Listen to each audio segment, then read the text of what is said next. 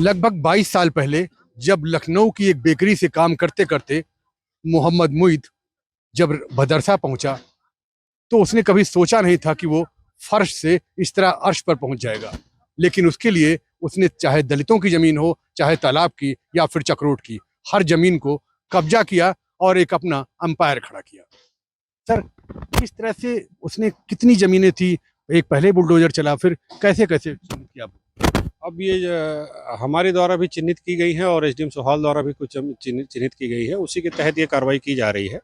और आगे भी अगर संज्ञानित होती हैं तो उसमें जो भी विधिक एक्शन होगा वो हम विधिक कार्रवाई करेंगे।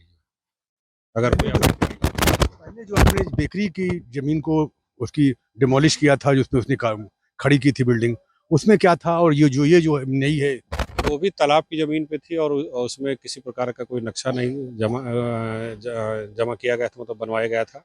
और साथ ही साथ इसमें भी यही है, तालाब की ज़मीन पे कब्जा है और चक्रोट जो आप बगल में आप खड़े हैं देख रहे हैं, इसी चक्रोट का भी कब्जा है और साथ में नक्शा भी पास नहीं कराया गया है, तो इसके तहत ही ये विधिक कार्रवाई की जा रही है।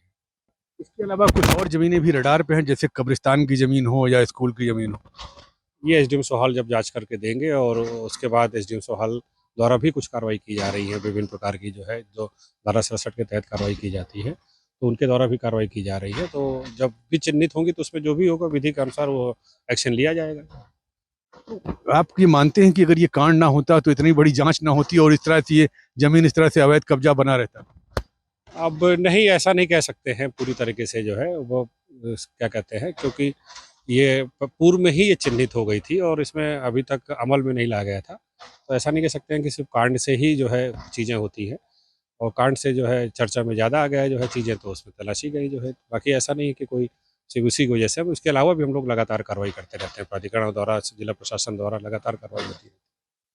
एक आखिरी सवाल है कि क्या मुईद अहमद के अलावा उसके जो परिचित हैं, जो उसके बेनिफिशरी हैं या उसके समर्थक हैं, उनकी जमीनों पर भी नजर है?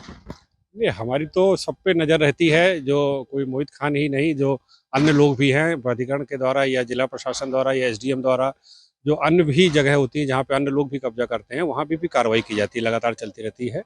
और ये सतत प्रक्रिया का परिणाम है, कोई इसके पीछे कोई मोटिव नहीं है, ये सतत प्रक्रिया के तहत कार्रवाई की जा रही है।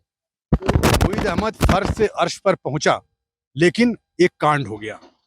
एक बालिका से गैंगरेप के मामले में मुख्य आरोपी बना, तो अब जब संपत्तियों की जांच हुई तो पूरा अवैध कारोबार परत दर परत खुलता चला गया। हालांकि 2012 के दंगे में भी मुईद खान मुख्य आरोपी था, लेकिन पुलिस चौकी भी चलती रही थी और उसका रसूख भी चलता चला गया। लेकिन इस बार बाजी पलट चुकी है और बाबा का बुलडोजर लगातार चलता चला जा रहा है।